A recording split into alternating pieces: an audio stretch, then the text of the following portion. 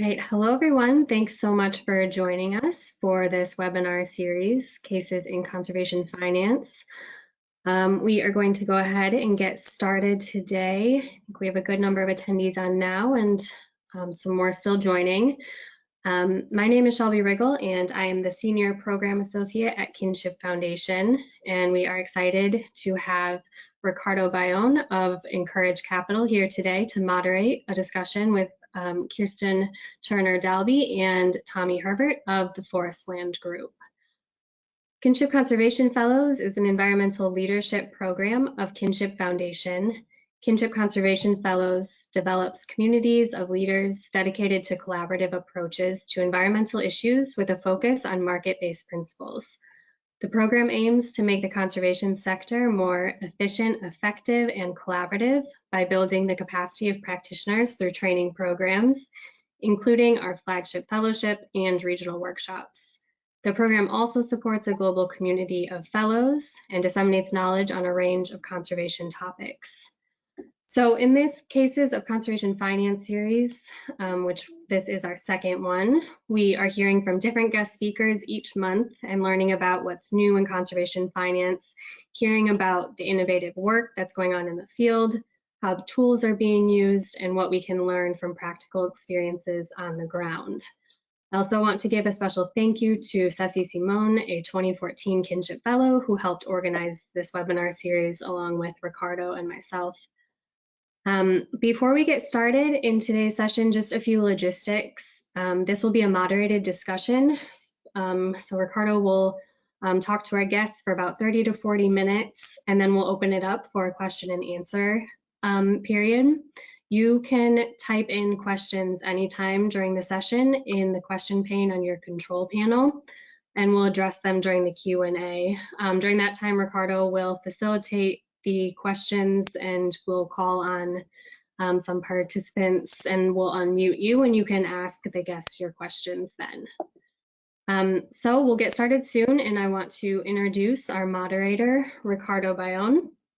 Ricardo is a partner and member of the board of directors of Encourage Capital, where he leads the water team and new business and innovation and works across several other investment sectors. Ricardo is a member of the investment committee of the EKO Green Carbon Fund. Prior to co-founding EKO in 2007, Ricardo helped found and served as the managing director of Ecosystem Marketplace, where he co-authored a number of publications. For nearly 2 decades, Ricardo has specialized on issues related to finance, banking, and the environment. Ricardo was born in Bogota, Colombia, and is currently based in San Francisco. He currently serves on Kinship Conservation Fellows Advisory Council and is faculty at our fellowship program. So Ricardo, thanks so much for being here and doing this with us, and I will pass it to you now to introduce our guests and start today. Thank you, Shelby, and thanks everyone for joining. As Shelby said, we had a very good discussion last month with Eric Letzinger of Quantified Ventures to talk about pay-for-performance structures and innovative bonds.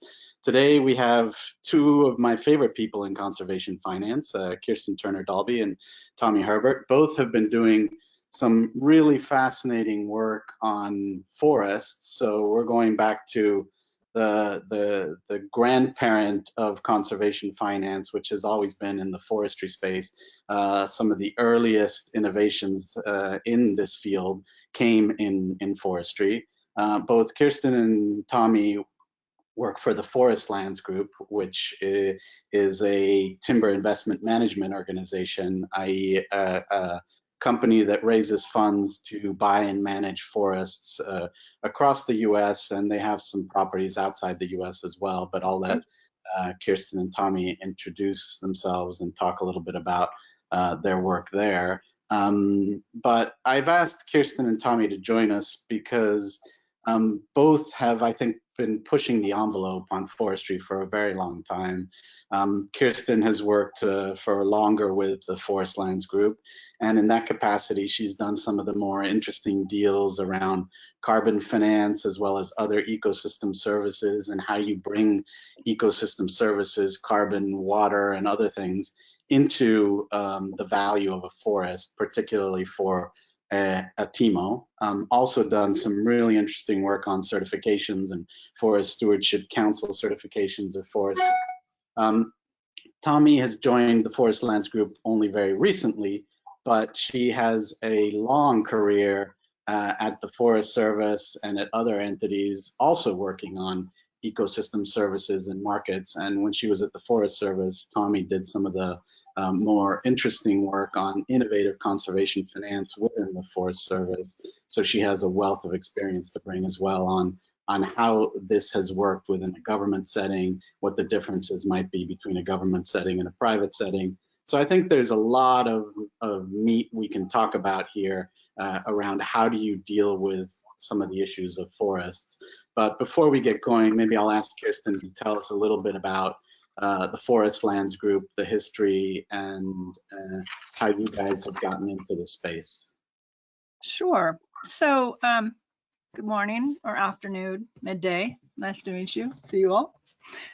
So the Forestland Group is what's known in the space as a timberland investment management organization. And what that means is that we take private capital from investors, largely pension funds, university endowments, and some private investors. And we invest their money in forest land. Mostly, I think probably 90% of our investments are in natural systems forestry, and for less than 10% is in plantations. And when I talk about plantations, I'm talking about mostly hardwood plantations, so teak and Panama.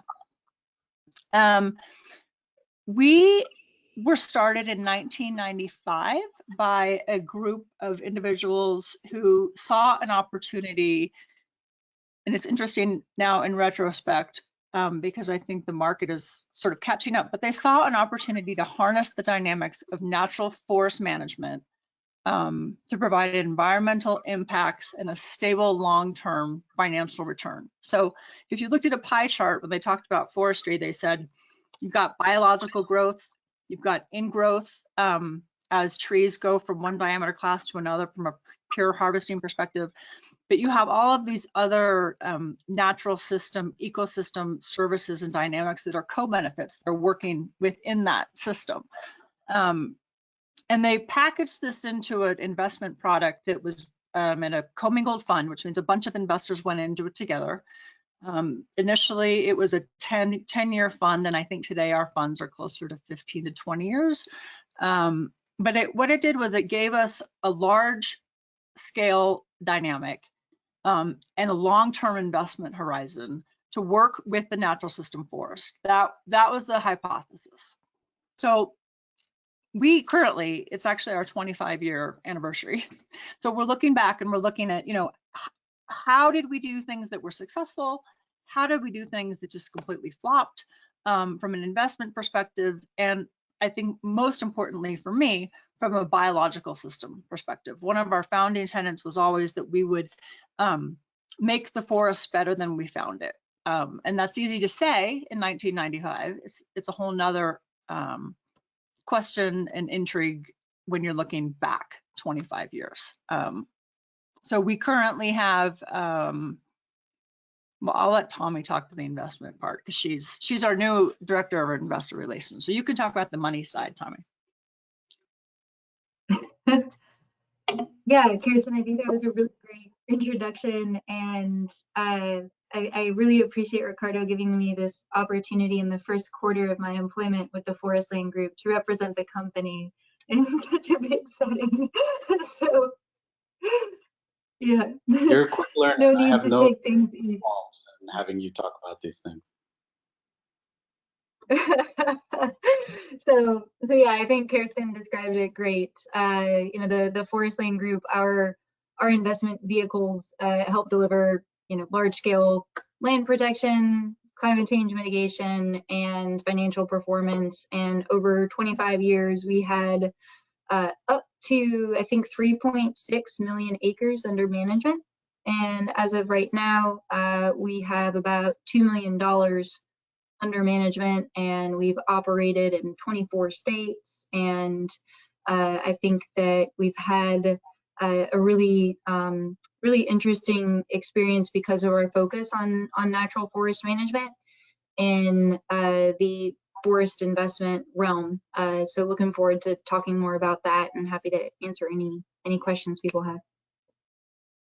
Great, thanks, guys. I mean, Kaarsten, let's talk a little bit about how you as a TIMO have come into the world of things like carbon trading, certification. I know that from the beginning, I mean, you guys had a vision of trying to make the forest better. I mean, I think a lot of folks in environmental groups sometimes think that TIMOs and timber companies, all they care about is cutting down trees, but obviously if you want to have a sustainable business, you have to figure out how to make that a much more long-term proposition of managing trees for the long run.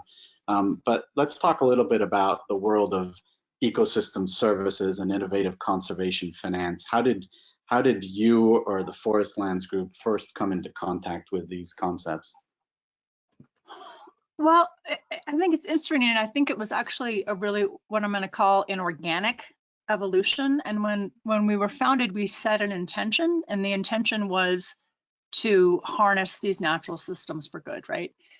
But as we participated more with partners, conservation partners, sort of in their space, and I really mean it was organic. So say we bought a tract of land, and we thought we might have one management objective for it. But we realized from a community perspective or from other partnerships that there are attributes that were in demand from a protection perspective that we may or may not have known about. So a lot of it was conversation. We were the new kid on the block. It was a new landowner. Perhaps the previous landowner had been 100% focused on coal extraction, and the community saw us as a fresh start and a reset, and perhaps to talk in conversation about how they could have their needs met in different ways and identify maybe the conservation attributes, think about ways that we could put a conservation easement on them. For example, in New York, upper New York, in the Adirondacks, inside the Blue Line, we purchased a property, and we learned that from the hunt clubs that there was a need for long-term protection in some of their hunt club areas. And so we were willing to put harvest boundaries around those spaces, generate an actual hunt club program that generated revenue for us. In addition, with the state of New York, put a conservation easement on that property. And it was something that I think the previous landowner, it was Champion Forest Resources, was just not as open to those discussions and dialogue. But because we were kind of a hybrid, we were private equity, but we had a long time to work with capital.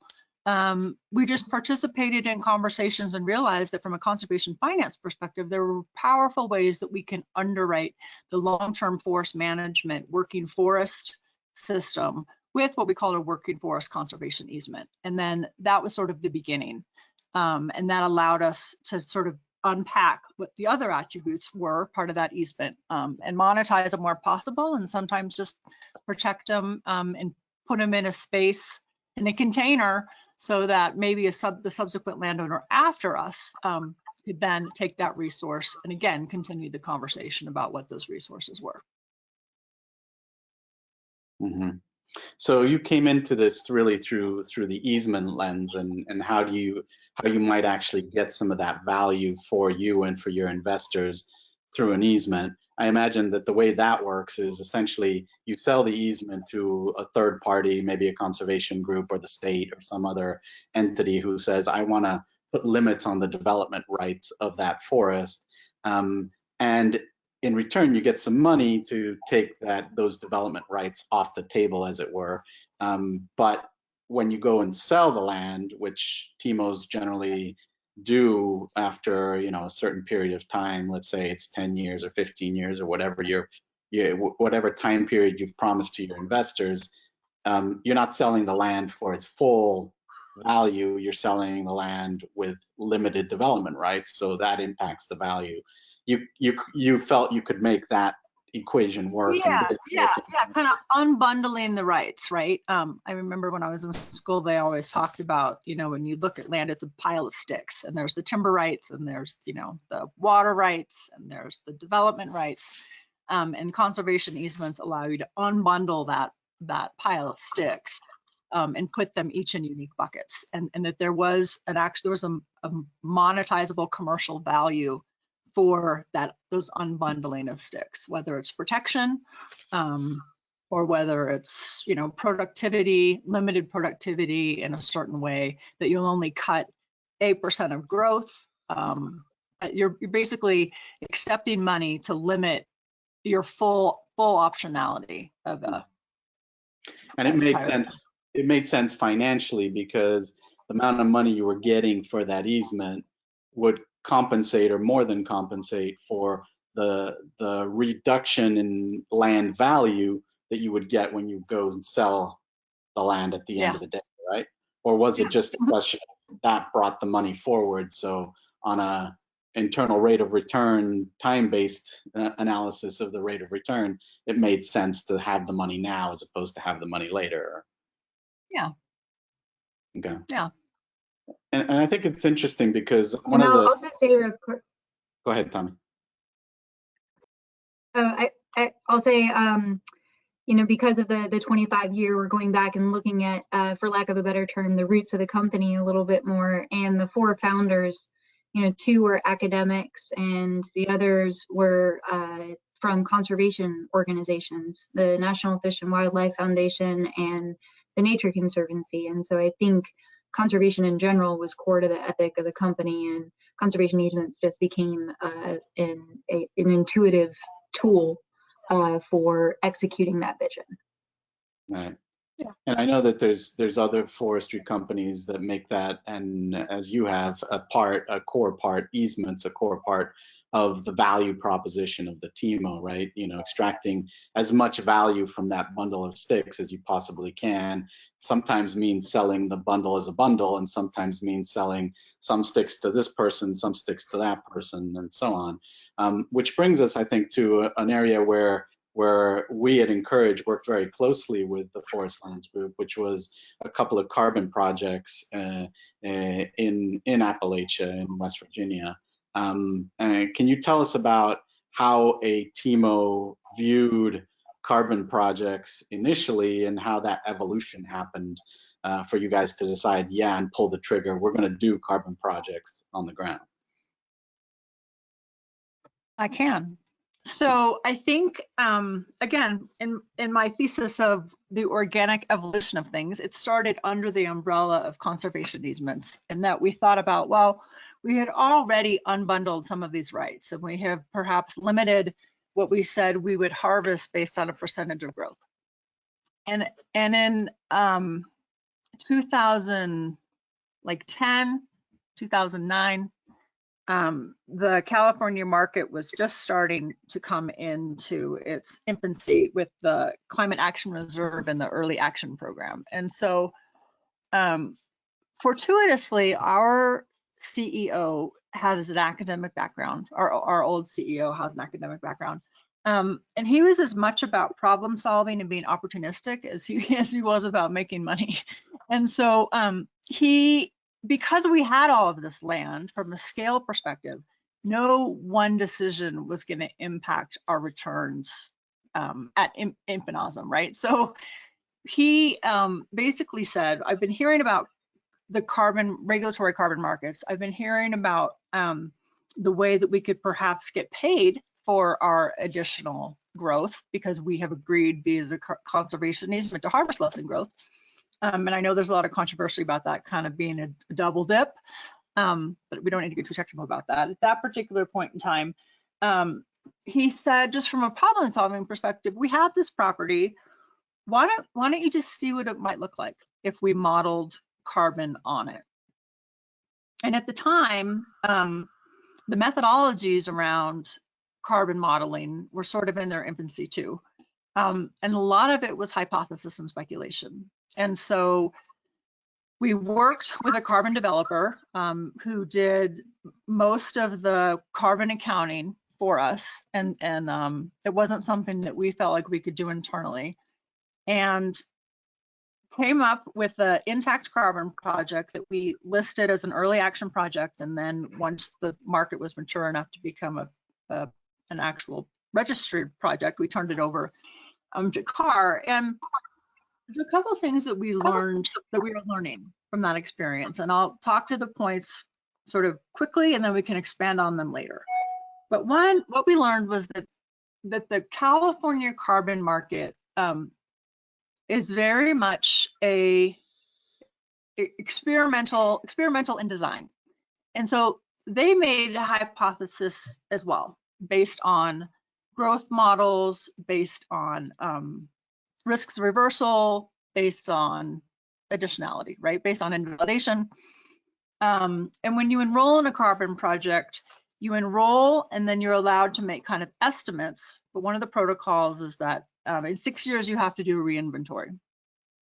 So we have learned a lot about the hypothetical estimates on those annual reports and what actually happens at 6 years when it comes to a reconciliation. We have learned a lot about what it means to sell a property that has a carbon project on it to another owner and what they are willing to accept in terms of risks. I think we had hoped that they would rely more on the standards that the program had put in place. If a project had been verified, we sort of took that as gospel. But we're finding that they want to do a lot more of their own due diligence and make sure that the numbers really are what we estimated them to be. But what we have found is that from an additive perspective, our hypothesis was that you can manage a working forest and gain additional carbon sequestration benefits and monetize those tons on the market in general is a pretty important part of our investment thesis now. And we have refined it, and we're realizing that maybe we can't quite sort of manage exactly the same as we would without a carbon project, and that sometimes there are trade-offs, and we do have to think about the implications that I think when we were starting carbon design and management co-benefits, we didn't think there would be these alternatives. So we're learning that, but the bottom line is that over the last 8 or 9 years, it's a really important part of our core business, and especially as a natural systems forester. Would you say that initially there was resistance to carbon internally? Like, did people think, oh, this is not going to pan out, we're going to lose money if we try and do this, and now that you've gone through it? Well, for sure. And there's still resistance. I mean, there's still resistance, I think. I mean, the thing about it is that there's sort of carbon profile properties, right? Like some properties make great carbon plays, some not so much. And so depending on kind of where the property is, either in the United States or even in our investment profile, how long we think we're going to have it, who we think we may be selling it to, we want to make sure that all of those interests align well and right, and hedge some of our risks. But the first part, there was so much resistance. I mean, like for real, I felt like I was like a 6-year-old, like being tapped on the head and being like, well, good luck with that. Like, go see if you can figure anything out. Like, it was a little special project. But I don't think that anyone really believed. But it's encouraging to hear that now it truly is another arrow in your quiver, a tool in your toolbox that you can say, okay, this property can work as a carbon project. It will help us make money. It will help us make more money for our investors if we do a carbon project. And presumably by doing a carbon project, you're also cutting less or cutting differently or changing rotation periods. So it does have an environmental impact, and therefore you're getting paid for something that adds environmental benefit. I know, Tommie, you were watching the space very closely when you were at the Forest Service, and now you're in a TIMO. How have you seen that evolution? Where do you think things are going in terms of ecosystem services or carbon more specifically? Yeah, that's a great question, and I think that it's been really refreshing actually to come to the private sector, because I think that it's become so much more clear how critical that the potential financial flows from carbon is to our investment strategy, to our previous financial performance. We've done an internal rate of return analysis on the properties that we own and manage with a carbon project developed and registered on those properties, and ones that aren't, and have found that there's a significant correlation, positive correlation between when we've dialed up the climate change mitigation of our ownership and our management, and when we and the financial performance as well. And so I think that from a government perspective, just walking around the halls at the Forest Service, sometimes we would hear people say, "Oh, those carbon markets, are they really a thing? And are anybody really making money off of that?" And I think that it's just a very clear and resounding yes, and the yes and for the Forestland Group is that yes, it's important to us, and we're no longer kind of finding properties and then seeing if they have carbon. It's part of how we're proactively building our pipeline, and it's just a part of the best version of our company's management moving ahead. So I guess what's interesting there is that it's kind of validated a lot of the theories that were out there about people who are talking about ecosystem markets and conservation markets and ecosystem services, in the sense that, okay, now you're incorporating it into the work of a private for-profit timber investment management organization and saying it makes sense, and it makes sense to do these conservation beneficial activities because we're getting paid for them, and these markets appear to be working. Now, there's obviously a lot that probably isn't working with carbon markets in your view and in a lot of people's views. I mean, maybe you can say a word or two about how you wish things would be better, or what the problems are going forward. We wish prices were really, really high. But yeah, I think I can start maybe from the government perspective, Ricardo, and I think that when I was at the Forest Service, we had difficulty figuring out how to get public acres into voluntary carbon transactions. And part of that was around that bundle of sticks that Kaarsten mentioned earlier, and our inability at the Forest Service to really ascertain whether or not we could take that stick that's carbon and give it to somebody else, because the way that our operating legislation was written, carbon and timber were tied together as one value, one stick, essentially. And so I think that I wish that there was additional clarity that allowed our public land managers to have folks like the Forestland Group or others manage forests sustainably and do that on public lands to engage in carbon markets. And right now there's a lack of clarity that's inhibiting that. You can understand why California did it that way, right? I mean, California set up a market to try and lower its emissions, and it's allowing projects from all over the US to enter its market, and therefore California producers are suffering the damage of putting a value on carbon, and they're saying, well, we're allowing others to sell into this market that we've created, but the federal government has not yet moved on climate change, has not set up a similar thing. So they're saying, but the federal government shouldn't be able to sell into our market if they don't create their own market, right? I guess that was a lot of the discussion within the California system. Maybe I can turn to you, Kaarsten. That makes a lot of sense, and I hadn't thought of it that way, but of course, if you want to market, and I think additionality is an important.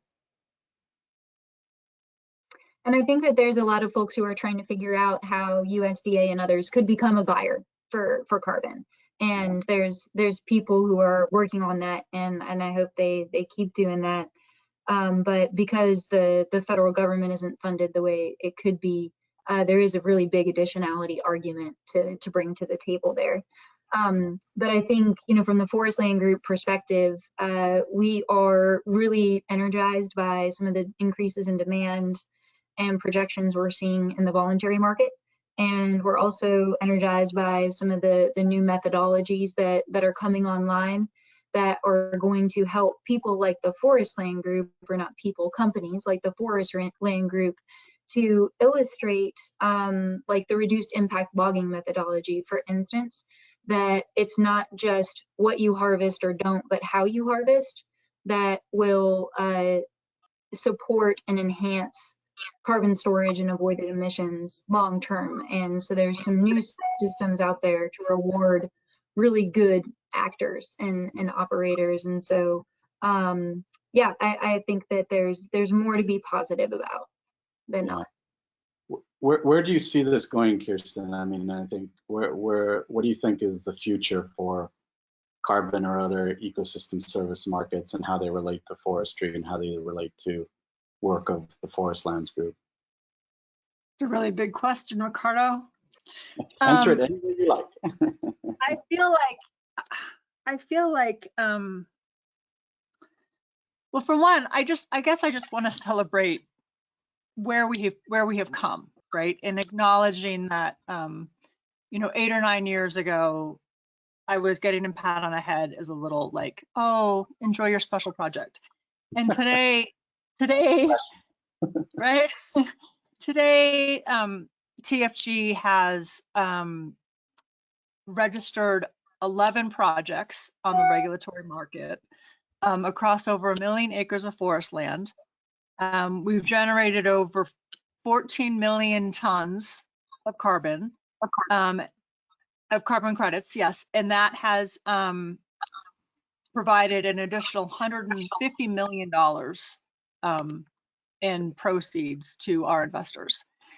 And so I feel really strongly that, again, with celebration, that there's buy-in, right? And there's flaws. And I think we're working through and refining how we can make the scale better, maybe more affordable, additional monitoring mechanisms that aren't so labor intensive and don't cost so much money. But we have time on our side, right? So we can look back and we can say, well, this was our hypothesis. This is how it's actually run out. What's the plus or minus in terms of variability on things when we've looked at, carbon markets are really, carbon projects are really high monitoring projects, right? And I think there's all kinds of ways that we can take some of the cost off and the monitoring and evolve. But I feel like I don't think that they're going anywhere because there's just too much buy-in. There's too much buy-in on forests as natural climate solutions in a way that, to me, is an acumen that almost everyone at the table is having that conversation, which is so exciting and at the same time so frustrating, because I'm like, we've been saying that for a really long time. So welcome, right? But I think with that enthusiasm and with that buy-in and with these abilities to have faith in the science part of it, and where I sort of started with my example about, it's a lot of hypothetical, it's a lot of estimates, and then you do this reconciliation, right? Well, we now know from a data perspective where the variability between the estimates and the actual reconciliation is, and I think we can modify the time that it may be taking to have that accuracy on the monitoring side and allow more people to participate and know that the carbon is still there, right? That the additionality is been monitored and we can market it, and that it's not just a poofy number, but it's not going to take as much time to actually get some of that done. That's my thought. And are you working on anything that you're particularly excited about related to innovative conservation finance? Are you seeing what do you see coming down the pike in the future? Maybe first Kaarsten and then Tommie. So I think that there, again, in celebration, I think that there's a real recognition of impact space generally and conservation as we move into this really dynamic world that the commingling of impact capital is going to be more and more of a driver. And there's so many more people at that table. And again, I'm like, welcome.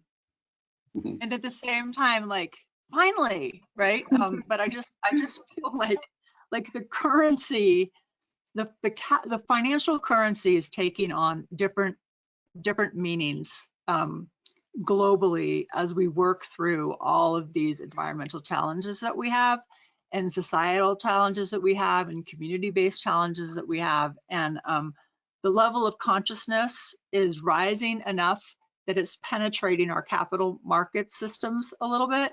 And there's hum at the bottom that's causing uplift. And just to so unpack I that, see building. to unpack that a little bit, Kirsten. So what you're saying is that impact Yeah. investors who care about more than just returns, but they care about returns, but they also care about impact socially, environmentally, and all of these things are starting to come into their own. You're seeing more of them come to Yeah. you as potential funders, and you're also seeing more kind of ability to monetize these ecosystem services through things like carbon markets. Yeah, there's not as much skepticism. You know, I think Ricardo, you and I have talked for years about, you know, water. And I think the market for carbon is maturing. I still don't think it's mature from, as you know, Tommie said, from a pricing perspective, it's for sure not mature. From a programmatic perspective, it's not mature. I mean, there's been a lot of focus on the regulatory market, but there's all kinds of space on the voluntary side. And so I see a lot of movement in those, and that actually is more exciting to me than the regulatory side, because the same way that in a, you know, a private market, participants can you know, build their own systems in the voluntary carbon space, as long as the buyer and the purchaser have their objectives kind of met together, there's just more room to move around from a capitalist perspective. So there's that part of it. But yeah, the second part of it is just that because investors are wanting to solve and create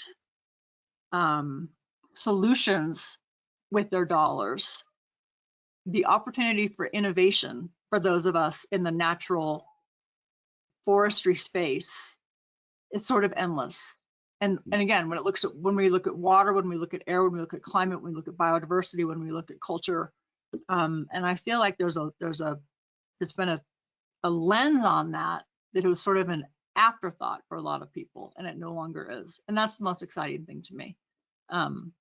Yeah, Tommie, I know you had a very interesting perch from which to watch this develop when you were at the Forest Service, and you were frankly involved in some of the most innovative stuff the Forest Service was doing, including, you know, forest resilience bonds and fire bonds and all kinds of really interesting things. What really excites you as you look out in the landscape now, both as part of the Forestland Group, but also just more generally in the forest space? Yeah, that's a great question, Ricardo. And you know, I think can you hear me?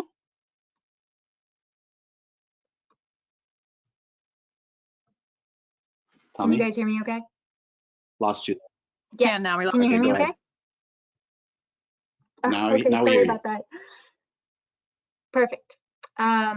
So I think just to echo some of the things that Kaarsten mentioned, I think that we're seeing a lot of our competitors be interested in climate change and natural climate solutions as well. And I think that that's a real opportunity, because that means that collectively we don't have to educate as much anymore, that there's enough demand that it's driving everybody to kind of be interested in competing in this space, and that it's an exciting opportunity to simply demonstrate, you know, why whatever product the Forestland Group is developing and leading out with, and why our 25 years of experience and 11 years in forest carbon project development makes us uniquely suited to deliver on these same outcomes that we're all trying for.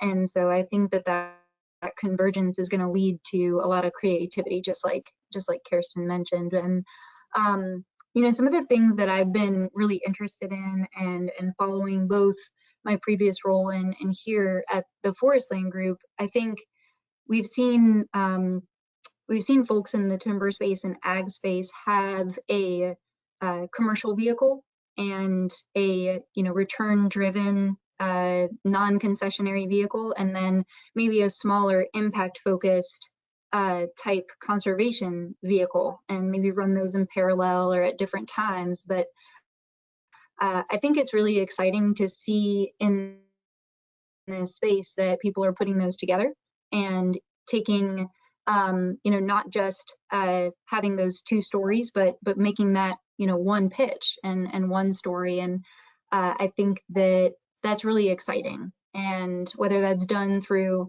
having an impact tranche or whether that's done through other means, I think it's a really cool indicator of progress. And I also think that there's some really cool partnerships out there. I know Encourage is working on one, both from investor managers and across sectors around impact-focused investment vehicles that are interesting. We saw the Renewable Resources Group, for instance, work with the Nature Conservancy on a product where the nonprofit was actually helping screen and do due diligence and then do impact measurement on the back end. I think that's a really cool, opens up so many opportunities and just shows that people are playing in this space, knowing what their roles are and trying to add that unique value.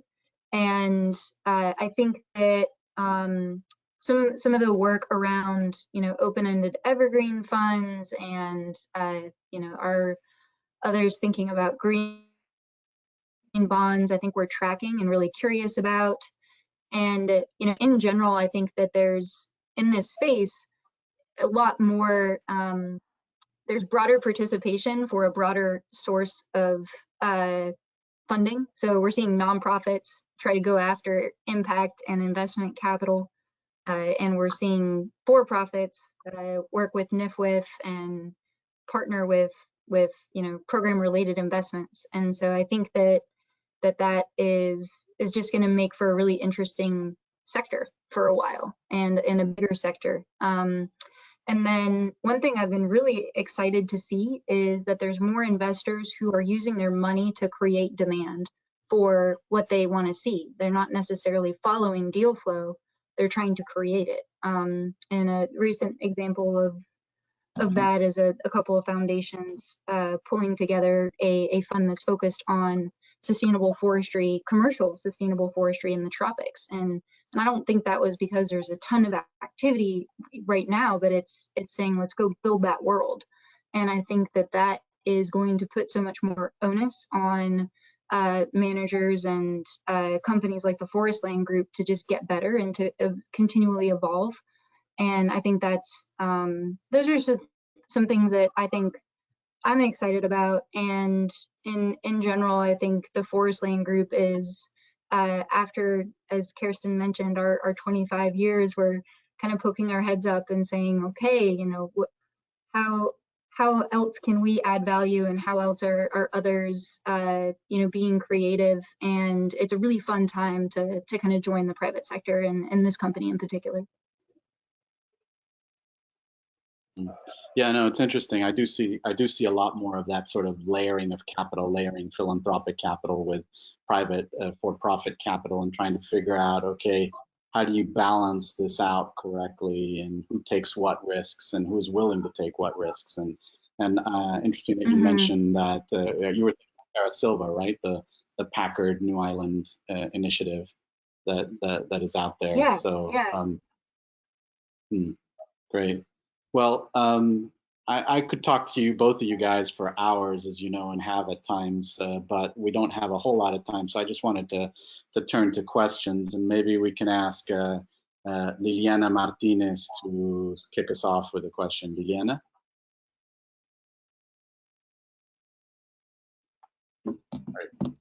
Sorry, Ricardo, I'm going to unmute her.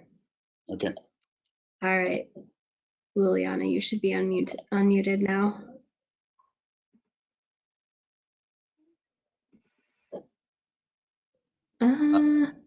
I don't think she's on anymore.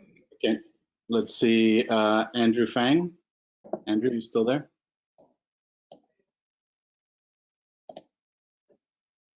Yes. Yeah, I'm here. Ricardo, nice to see you again. Yeah. Hi. Hi, Kaarsten. Question about the carbon markets. Yes. just wondering, what are the main markets where Forestland has been selling credits, and what kind of prices you can get? Is that stable, or is that a reflection of the private sector's demand? Yeah, so we have sold, I would say,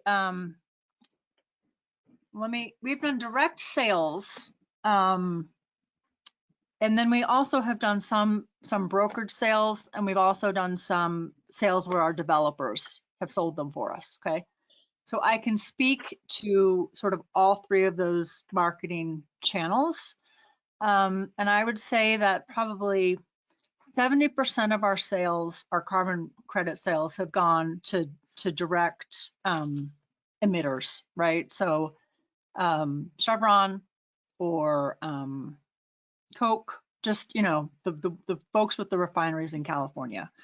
And then I would say that probably 20% of our sales have gone to what I would call like their own financial instruments. So they're buying our credits and then they're trading them on the secondary market. They're either aggregating them up into their own portfolio and trading them.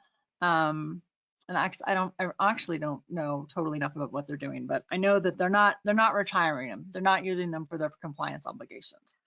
And then the other 20% of credits, 60-20, so I want to make sure I don't exceed 100, have gone to more creative small purchasers that are then reselling those credits to individuals for airline travel or different programs they might want to have, a net neutral program for employees or something. That sort of more of a private voluntary market mechanism, but wanting the verified grade, the brand of it being a California credit. And the price. Most of those have been California credits, right? The California. Yeah, they've all been California credits. And then on the pricing side, I think the very first transaction that we did was for $8.95. And I'd say that the most valuable transaction that we did pretty recently, before there was a dip in the carbon markets after COVID, was for $15.35. Yeah, and it's interesting. I mean, maybe you can talk about how you're viewing carbon in your international properties outside the U.S., because that carbon cannot go into the California market yet. Right. Are you seeing carbon play a role outside the U.S. or not so much? Or yeah, no, for sure. So we have looked at voluntary carbon projects in Belize. And we actually, we have a tropical broadleaf forest in Belize. It's 236,000 acres. From an archaeological perspective, it's got all kinds of co-benefits. From a biodiversity perspective, it's got all kinds of co-benefits. From a preservation perspective, it's really high risk, right? It's the ag conversion is pushing at the edges of it. So if you look at it as an avoided conversion project, it has a lot of value. The challenge has been, from a scalability perspective, to generate as many credits as that property probably could and find a voluntary buyer, since the markets are since the voluntary markets seem to be so saturated with commodity grade voluntary credits. So we've actually been working with different partners over the last several years to try to find a good fit, either a conservation perspective or just a corporate entity perspective that would like to be able to use that story for goodwill for their own voluntary footprint, because we think that the value there is really in the narrative of the story, in addition to what would be protected, but not just the credits. But safe to say the vast majority of the carbon you've sold has been to California, and you haven't really yet sold much in the voluntary space, which limits the ability of you to do that internationally as well in your international projects. But we're definitely exploring, and I'd say as I look into the future, it's probably going to be more and more of our strategy. Great. James Pilsudski. Thank you, Kaarsten. Yeah. James, are you still on?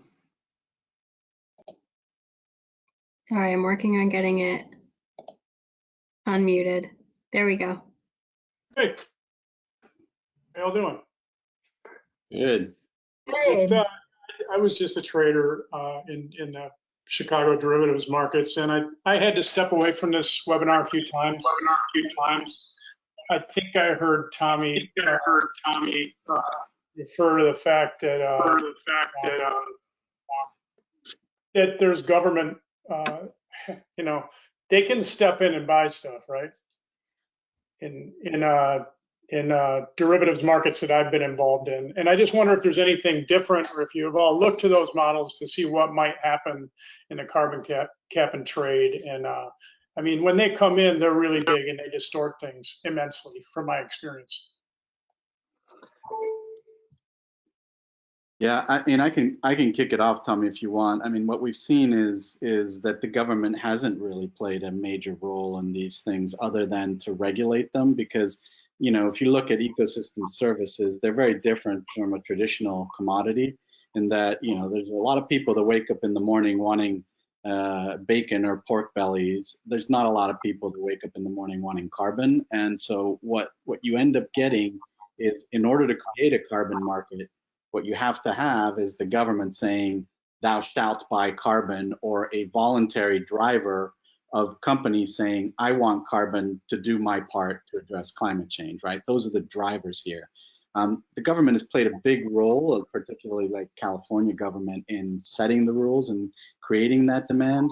I think where Tommie was going was, can they sell credits to make conservation possible in greater areas than they currently are, through the Forest Service, for instance.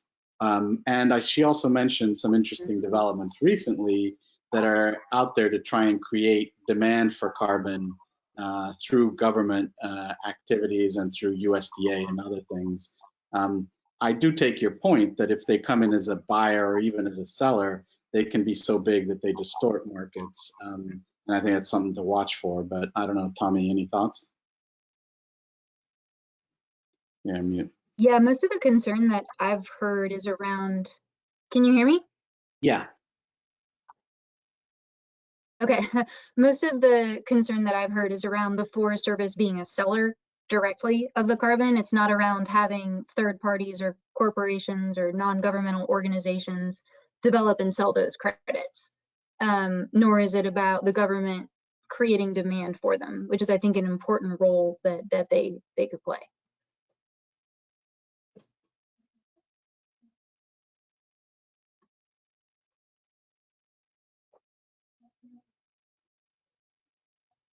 All right.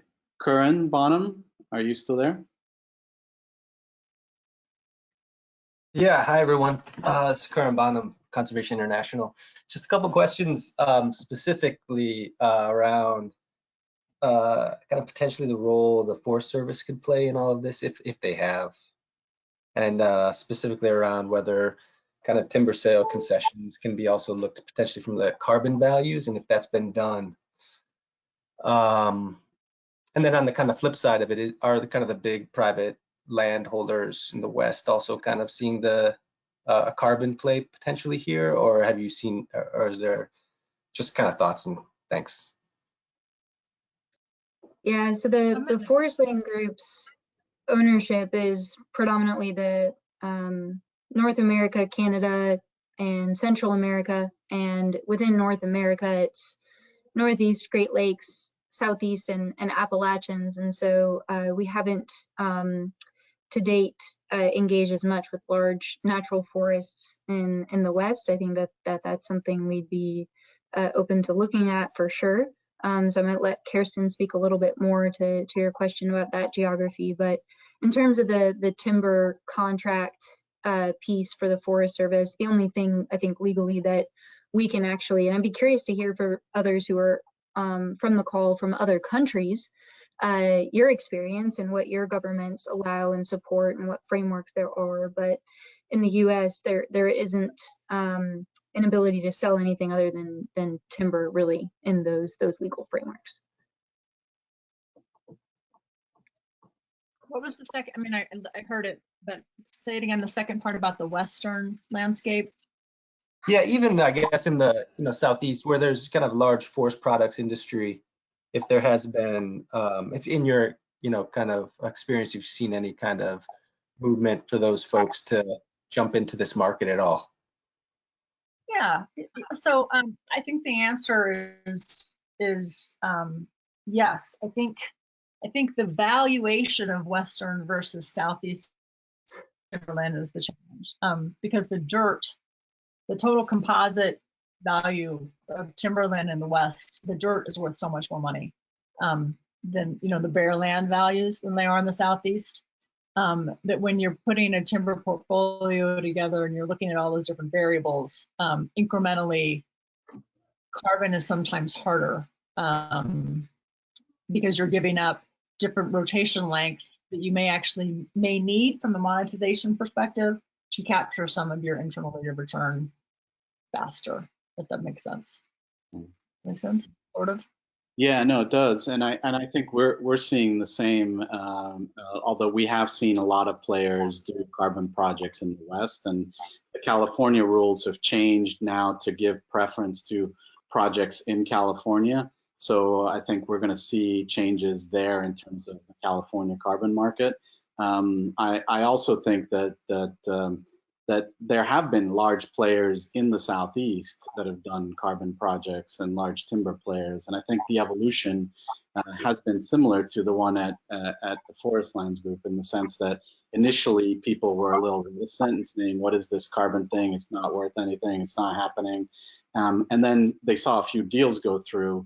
And I think more importantly, people are now having the experience of having done a carbon project and sold land that had a carbon project. And so before, they were afraid that if they did a carbon project on the land, it would so adversely impact sales value of that land that they were a little afraid of doing that, because many TIMOs and large scale property owners make a lot of money from the sale of the land.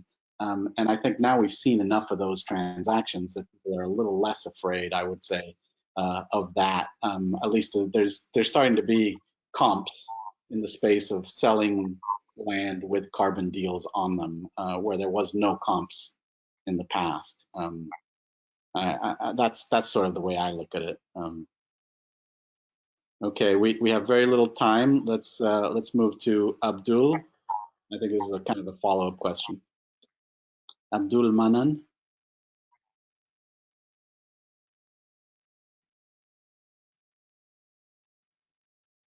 You still there? Maybe not. Oh, he's now muted. Yeah. Oh, okay. Can you hear me, Richard? Yeah, we can hear you now. Yeah. So yeah, I am from Bangladesh. So the point is that we tried to enter into the carbon market for last 5 years, but somehow it's not possible to enter into the market. The main thing is that our custodian authority, that is forest department, sometimes not showing willingness to enter into the market because it sorts of exploration going on. What's the carbon situation is there, what's the forest cover is there, but in our country the forests are not in good condition, and forest department sometimes think that such attempts may explore the real situation of the deteriorated condition of the forest.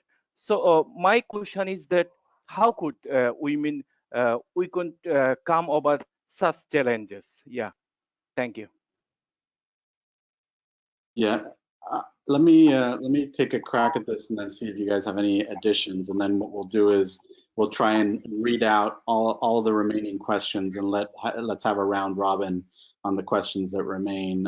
I have time to stay on a little longer if you guys do, and we can try and get through most of them. I would say that as Kaarsten mentioned, there's a big difference between carbon in the US and carbon outside the US. And some of that difference has to do with regulated carbon markets. I know there are regulated carbon markets in other parts of the world. So Europe has a regulated carbon market, Korea has a regulated carbon market.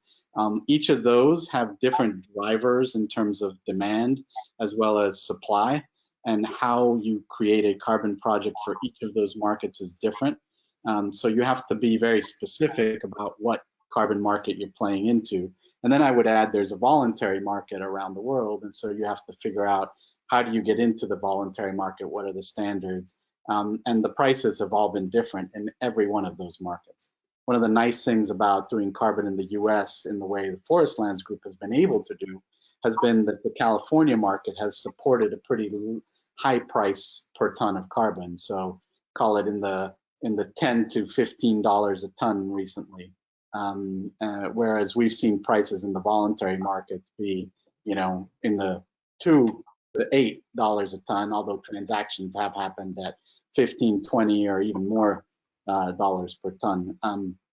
I think the difference is that with the voluntary markets, demand is really about what you make it and what you're able to do with your marketing. So companies that have been very good at finding buyers and creating those markets and marketing, I'm thinking Wildlife Works or companies like that have gone out and gotten, big companies, brands like Microsoft or Nike or others to get involved, have been good at selling carbon, but that requires marketing. The nice thing about California is you have a built-in market because the government is telling companies to buy carbon. So it's a very different dynamic, as it were. And I think you have to take a look at your own dynamic in your country and who's buying, who you might sell to. But it's hard if you don't have that sort of regulated market making things somewhat easier. But there are ways, and people have done it and been successful at it. But it requires effort, energy, and marketing, I think, in order to be successful in that voluntary market. Any other thoughts, Kaarsten or Tommie? Yeah. Do you want to go ahead, Tommie? I I was going to say, I think, again, from a innovative solutions perspective, yeah, I mean, the biggest challenges to the other countries is, one is each government, for example, I can speak mostly to Belize, but Belize is a small government. It's a little bit rogue in its own right. Its own forest practices acts and archaeology, antiquities acts are all over the place. And part of them, sometimes they're just trying to generate revenue themselves, right? And so anytime that they see one of their landowners, the way that the timber in Belize works, it's not really a concession, but the government does own it's like a divided right? So they actually do own the trees, or a right to the trees from a revenue perspective. So when they started seeing that we were looking at developing carbon, then suddenly, they're thinking about that expanded without having fully been matured in what it might mean from a regulatory perspective, right? So there's just even a lot of risk from a landowner perspective about once you do all that marketing, right, and find a partner that you think would be good for those voluntary credits, either in country or out of country, then just what the local government, depending on how developed the country is, feels about that carbon project, right? From a permanence perspective as well, right? Yeah, I think in the international context, when there's less private ownership, that figuring out the long-term protection components on concession are really challenging and a really important part of a carbon project. And so I think that's something everybody's still trying to figure out. Right. Okay, so let me read out a few of the questions that are out there, and you guys can pick and choose how to answer it, and we'll try and go for another 5-10 minutes trying to answer as many as we can. It looks like Liliana got cut off, but she's back, and her question was, what potential do you see in quantifying additional ecosystem services for carbon and including it as an additional value to carbon credits beyond just certification of co-benefits. Then we have Michael Pressman, who said, you all mentioned water markets briefly. What are you seeing and what's happening?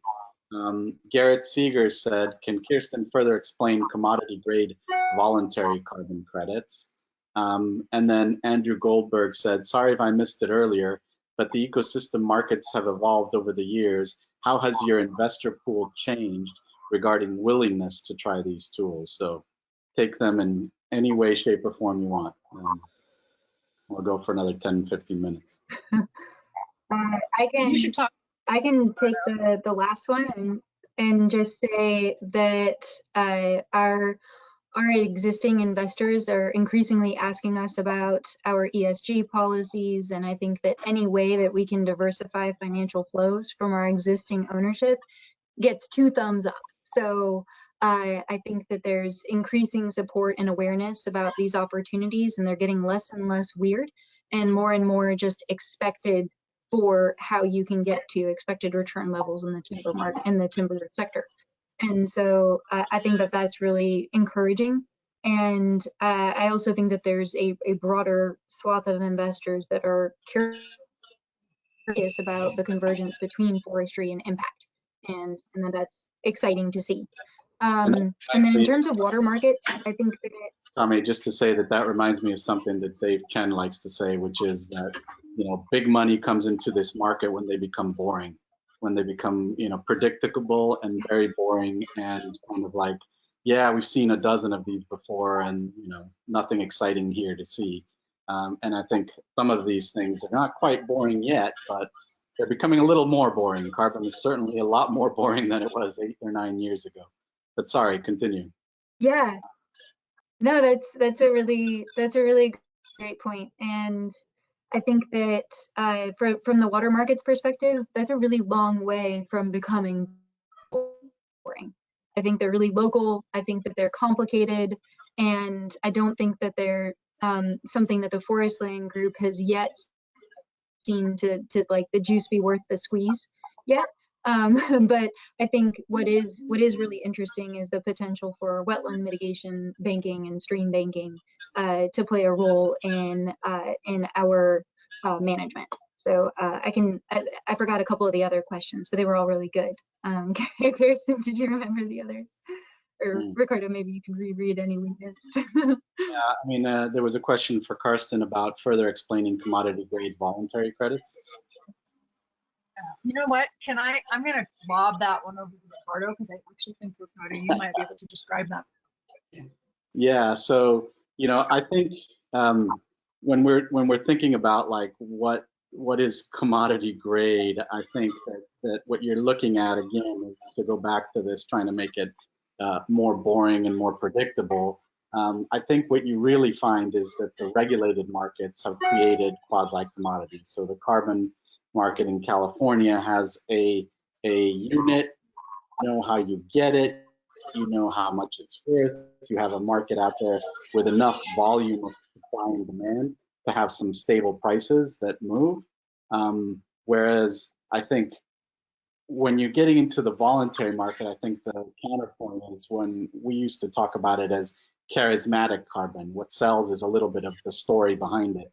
And how can you as a company like Nike or Microsoft or Google or Amazon use it to sort of burnish your brand and say, hey, I'm doing good things, I'm a great company, you know, buy from me or do whatever it is we want them to do. And so on the one hand, creating a carbon market that has these rules and can create these commodities, I think leads to greater demand, certainly in the short term.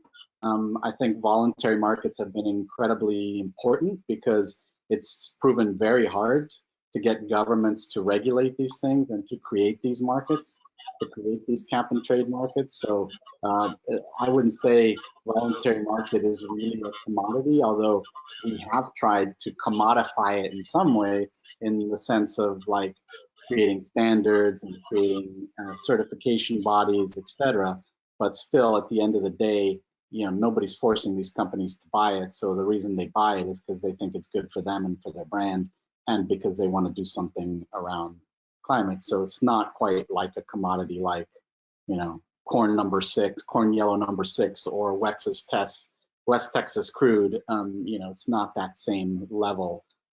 California carbon starts to approximate that in a bigger way, I think, than was said. All right, from Liliana, we had a question really about how do you incorporate additional ecosystem services for carbon in the carbon as an additional value to the carbon credits? It's beyond just certification of co-benefits. That was sort of her question. Any thoughts there? Well, I guess I'm going to start and then I'm going to let Tommie. Oh, go ahead. No, Tommie, you start. Go. No, go. Hit it. Oh, I was I was just going to say that we have an internal approach for how we quantify the carbon outcomes on every acre of our management beyond those that are involved in third-party verification desk or, otherwise to make sure that we're aware of our carbon.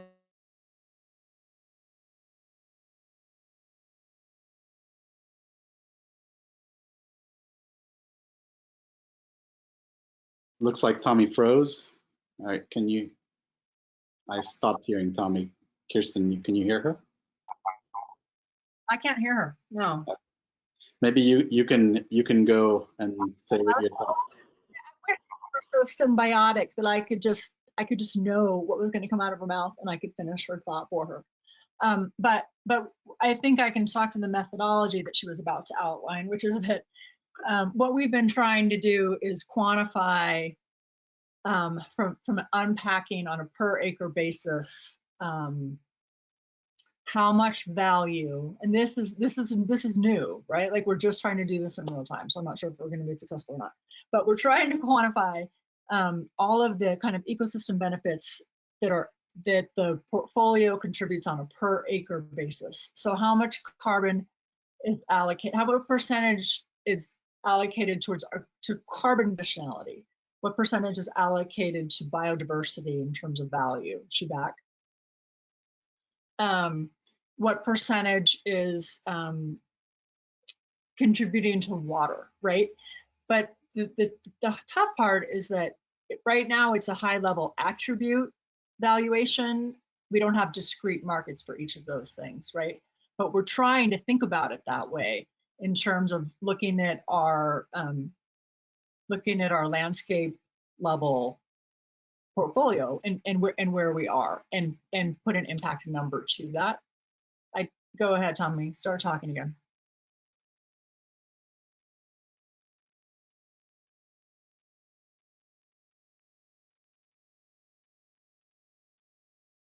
Yeah, we can't hear you, Tommie. You need to, Kaarsten was channeling her inner Tommie and trying to finish your sentences. I think did a good job, but I don't know if you wanted to add anything. Yeah. You're still deleted, baby. You're muted. No audio. Oh well. Sorry about the technical difficulties, guys. But Tommie, are you back? No. She's like, she's all good, but we can't hear her. This part to answering that question well is that for a real value to be attributed to it, for someone that's measuring impact, is there has to be a discrete market. There has to be a transaction. So from an appraisal perspective, to put value to it, there has to be a comp, right? So we can put sort of rounded values around it based on what we may or may not think, but for it actually to be given an appraised value, there has to be a discrete market for it, and you have to demonstrate that there's been a transaction, right? So that's the challenge.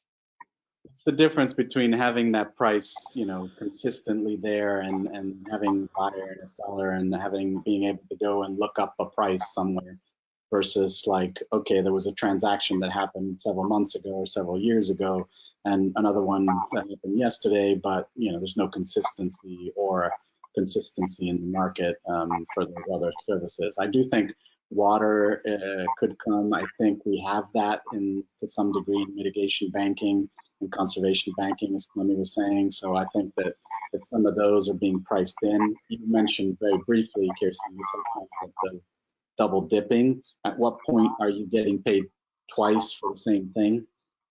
This is more than just an academic debate, in the sense that I think it plays a role in how these systems are set up and how they interact. In other words, if you have a land with both a carbon project and a mitigation project, at what point are you actually separating the bundle of sticks, and at what point are you actually selling the same stick twice to two different people, which, you know, is difficult because you have to kind of match that with how you're quantifying the impact of any damage that happens on the other side, on that level. So it's tough, but I think the markets are evolving, and I think one of the things that the story and the history of the Forestlands Group tells us is that, you know, some of these markets are evolving to the point where a private for-profit investment manager is paying attention and no longer sees it as that sort of, you know, pat on the head special project, and sees it as something that is actually additive and contributes to your bottom line, and is a bigger deal than I think a lot of people gave it credit for 8 years ago. And that to me is very hopeful, and that to me says that there is that change, that they are becoming commodified, boring, however you want to call it, to the point where bigger money and bigger interests are at play, and then, you know, we may actually be putting that price on the conservation that allows it to be conserved and that allows it to compete and allows companies like Forestlands, quite frankly, to look at a piece of land and say, okay, I can make money on timber, or I can make money on carbon, or I can make, you know, half money on timber, half money on carbon, and maybe there's water and maybe there's hunting leases.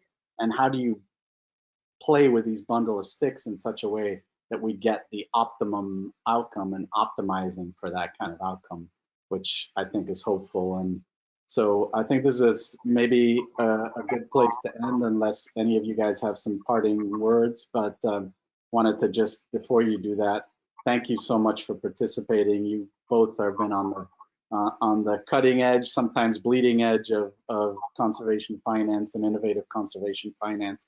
And we look forward to more great things from the Forestlands Group and from both of you in these capacities. So thank you for pushing the envelope. Appreciate it. Thanks, Ricardo. Yeah, really appreciate the invite. It was great to connect with everybody. And if folks have additional questions about the Forestland Group, just get in touch with us. Yeah, and we'll with your permission, if you give us permission, we'll send out, you know, contact details on how to get in touch with you guys if there are any further questions. So I'll work with Shelby to make sure that we get your okay, and send folks your contact details. Great. Thanks, and thanks Shelby, and thanks everyone for joining. Take care. Thanks, Shelby. Thank Thanks, you. Thanks, Kaarsten. Thank you all so much for joining, and thanks everyone for listening in. Sorry for some technical difficulties we may have had today. And then for those still on, a quick survey will pop up at the end of the webinar. If you can complete that, that'd be super helpful. And I know Ricardo and myself are interested in hearing if there's any other cases in conservation finance you'd be interested in learning about and hearing about in this series. Please put that in the survey. We're still working on developing future sessions, so any ideas would be great. Thank you all so much. Thank you.